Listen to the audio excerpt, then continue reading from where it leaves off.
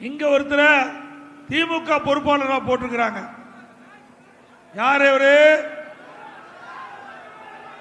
யாருங்க? பாலாஜி. அவர் பேருக்கு என்ன பேர் வச்சிருக்கிறாங்க? 10 ரூபா பாலாஜி.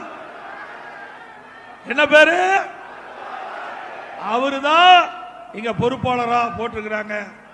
ஏன்னா திமுக கொஞ்சம் வழி விட்டுருங்க, ஆம்புலன்ஸ் அப்படியே கொஞ்சம் வழி விட்டுருங்கப்பா.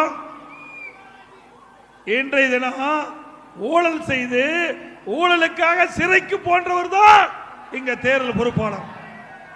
கொஞ்சம் வழி விட்டுருங்கப்பா, கொஞ்சம் வழி விட்டுருங்க. போட்டோம், கொஞ்சம் வழியிடுங்க, ஆம்புலன்ஸுக்கு கொஞ்சம் வழியிடுங்க.